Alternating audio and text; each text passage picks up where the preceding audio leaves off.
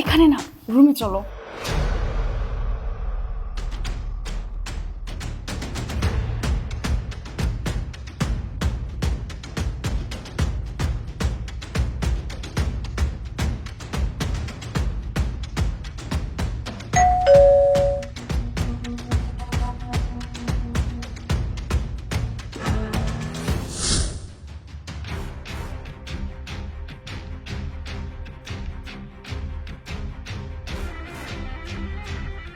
কি ব্যাপার? আমার বাসায় পুরুষ মানুষের জুতো? আরে এটা তো আমার না।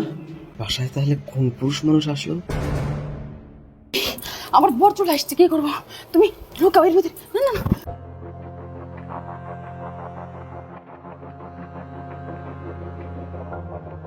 আচ্ছা শোনো, আমি সামনে যাব, তুমি আমার পিছনে পিছনে আসো।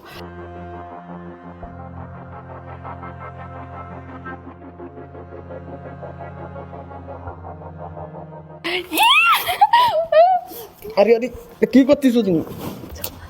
আহা, আরে ছাড়ো না। শোনো না, আরে শোনো, তুমি এত তাড়াতাড়ি আজকে চলে আসলে যে? হ্যাঁ, কাজ শেষ তাই আসলাম। কি ব্যাপার, আজকে এত রোমান্টিক কেন তুমি? আমি তো সবসময় রোমান্টিক বাবু। আচ্ছা, আমার শরীরটা ভালো লাগছে না, তুমি আমার জন্য এক গ্লাস শরবত বানাই নিয়ে আসো। আচ্ছা ঠিক আছে, তুমি এখানে বসো।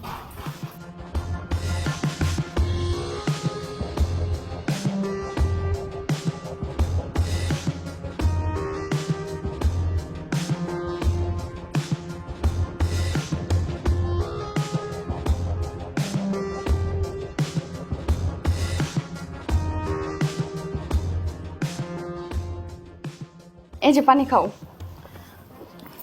তুমি ফ্রেশ হয়ে নাও, আমি তোমাকে খাবার দিচ্ছি। হ্যাঁ, ঠিক আছে।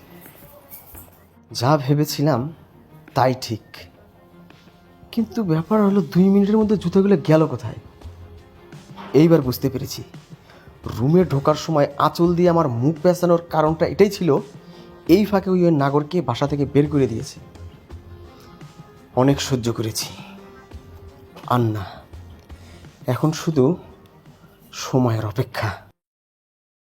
জান, তোমাকে ছাড়া না আমার একটা মুহূর্ত ভালো লাগে না। আর তোমাকে কাছে ফেলে না আমার মাথা ঠিক থাকে না, জানো? আচ্ছা।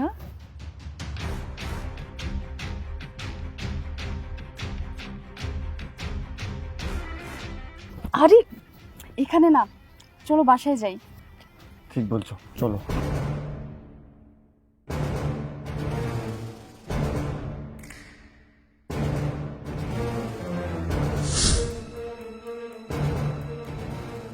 আসো। এই ধরো ধরো ধরো, তুমি তো একটু আগে বললা তোমার হাজবেন্ড আসার সময় হয়েছে।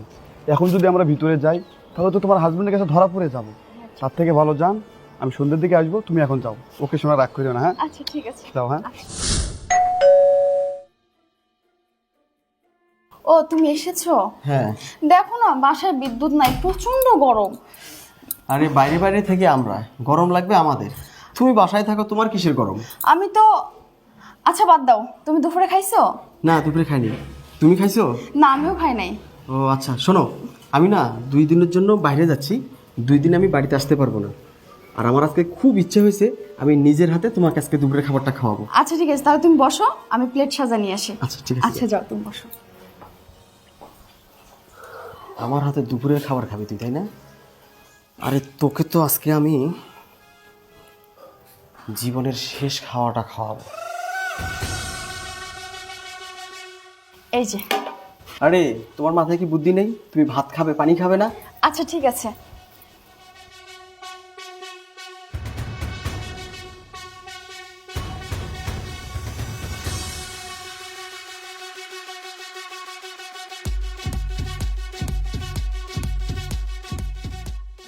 কি ব্যাপার, আজকে তোমাকে একটু রোমান্টিক মনে হচ্ছে?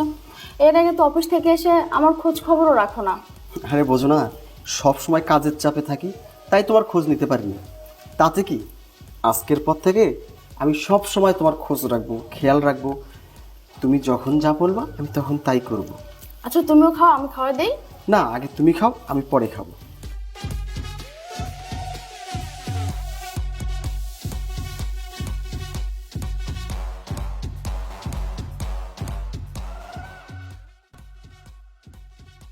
দেখো না, আমার গলাটা খুব জ্বলতেছে। কিছু বলছো না কেন? আরে এটা ব্যাপার না, গরম লাগছে তো তোমার, তাই এমন হচ্ছে। নাও তাড়াতাড়ি খেয়ে নাও, এমনি সব ঠিক হয়ে যাবে। সত্যি আমার খুব গলা জ্বলতেছে, আমি একটু পানি খাই। কি ব্যাপার, তুমি পানি সরে নিচ্ছ কেন? আমার প্রচুর কষ্ট হচ্ছে, আমি পানি খাবো। তুমি এরকম করতেছো কেন? আমার গলা জ্বলতেছে, আমাকে পানি খেতে দাও প্লিজ।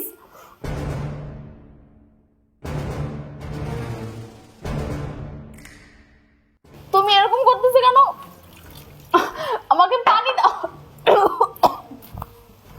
আমার প্রচুর আমার বুক তুমি কিছু বলছো না কেন? পানি ফালাই। আমি এই, থাম। কোথায় যাচ্ছিস তুই? কোথায় যাচ্ছিস? পানি খাবি? পানি খা, পানি খা, খা। তুমি তুমি এরকম করতেছো কেন? আমি কিছুই করতেছি না, আমি তোকে মুক্তি দেব, তুই মুক্ত হয়ে যাবি, তুই মুক্ত আকাশে ঘুরবি। তুমি আমাকে পানি দাও। পানি দেব না, তোকে আমি বিদায় দেব, এই পৃথিবী থেকে তোকে আমি চির বিদায় দেব। কি বলছো তুমি এসব? কি বলছি তুই বুঝিস নি? তুই বুঝতে পারতেছিস না? তুই বুঝতে পারতেছিস না, তাই না? আমি তোকে বোঝাচ্ছি, দেখ তো, দেখ। ওগো, আমি তোমার সমস্ত কথা শুনবো, তুমি আমাকে বাঁচাও। তুমি আমাকে কি খাওয়াইছো? তোকে আমি কি খাওয়াইছি না? দেখ, এটা চিনতে পারিস? চেনা যায় এটা কি? তোকে আমি বিষ খাওয়াইছি, তোকে আমি এই দুনিয়া থেকে বিদায় দেওয়ার জন্য আমি তোকে বিষ খাওয়াইছি। কোন জায়গায় কমতি ছিল আমার? বল, কোন জায়গায় কমতি ছিল আমার? তোকে তো আমি খুব ভালোবাসতাম রে, তাহলে কেন কেন আমার চোখ ফাঁকি দিয়ে অন্য একটা ছেলের সঙ্গে তোকে রন্ধন করতে হবে? কেন আমার বিছানায় অন্য পুরুষকে নিয়ে শুইতে হবে? বল, কথা বল। তুমি আমাকে কেন? ক্ষমা করো, ক্ষমা? আমাকে বাঁচাও। তোর কোনো ক্ষমা নেই, তোর ক্ষমা তুই ওপারে চলে যাবি, এটাই হলো তোর শাস্তি। আমি তোকে কোনোদিনও ক্ষমা করবো না। তোমার খুব কষ্ট হচ্ছে তাই না শোনা? আমি আমি জানি তো তোমার খুব কষ্ট হচ্ছে, একটু কষ্ট করো শোনা, আর একটু পরে তোমার সমস্ত কষ্ট শেষ হয়ে যাবে। কি করবো আমি বলো? আমি তো তোমাকে ছেড়ে থাকতে পারবো না, তোমাকে ডিভোর্স দেবো, তুমি অন্য পুরুষের বুকে মাথা রেখে ঘুমাবে, আমি তো এটা মানতে পারবো না। আরেকটু ধৈর্য ধরো, আস্তে আস্তে তোমার সব কষ্ট শেষ হয়ে যাবে। কি করবো আমি বলো? আমি তো তোমাকে ছাড়া থাকতে পারবো না, আমি যে তোমায় বড্ড ভালোবাসি। ভাই, তুমি কিভাবে পারলে? যে বুকে মাথা রেখে তোমার ঘুমানোর কথা, তুমি সেখানে মাথা না রেখে অন্য পুরুষের বুকে মাথা রাখো। আমি এটা সহ্য করতে পারবো না ভাই, তুমি আমার না ধরলে এই পৃথিবীর আর কারো হবে না।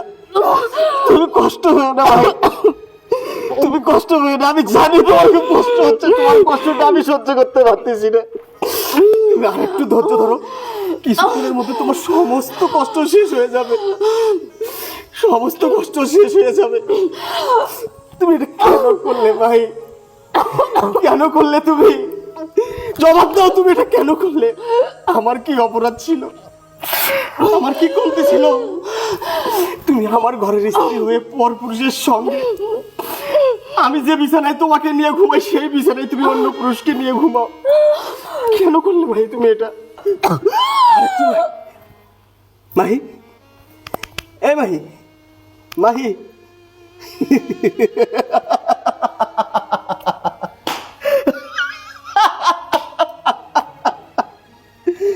মুক্ত, আজ থেকে আমি মুক্ত। হ্যাঁ, আজ থেকে আমি মুক্ত, আমাকে আর বাইরে কেউ বলবে না। হ্যাঁ রিপন, তোর বউ পরকীয়া করে। হ্যাঁ রিপন, তোর বউকে দেখলাম অন্য একটা পরপুরুষের সঙ্গে রং ঢং করে ঘুরতেছে। আজ থেকে আর আমাকে কেউ বলতে পারবে না তোর বউ নোংরা ভাবে অন্য পুরুষের সঙ্গে চলাফেরা করতেছে। আমি আজ থেকে মুক্ত, আমি আজ থেকে মুক্ত। তোরা কেন করিস এগুলা? বল, তোরা কেন করিস এগুলা? আরে তোদের যদি স্বামীকে ভালো না লাগে তাদেরকে ডিভোর্স দে, দিয়ে অন্য পুরুষের ঘর কর, স্বামীর সংসারও করবি, অন্য পুরুষের সঙ্গেও রাত কাটাবি। আরে আমাদের দেশে তো পরকীয়ার কোনো বিচার নেই, তাই আমি নতুন ইতিহাস তৈরি করলাম। প্রত্যেকটা পুরুষ যদি পরকীয়া বউ যারা আছে এভাবে শাস্তি দেয়, বাংলাদেশের বাকি মেয়েরা শিক্ষা পাবে, তারা আর ভুল করে পরকীয়া করবে না, স্বামী রেখে অন্য পুরুষের ঘরে যাবে না, স্বামী রেখে অন্য পুরুষের সঙ্গে রং করবে না। তাই আমি নিজ হাতে তোকে শাস্তি দিলাম। তোকে বড্ড ভালোবাসতাম রে, তোকে বড্ড ভালোবাসতাম। তোকে ছাড়া আমি কিভাবে আমার বাকি জীবনটা কাটাবো?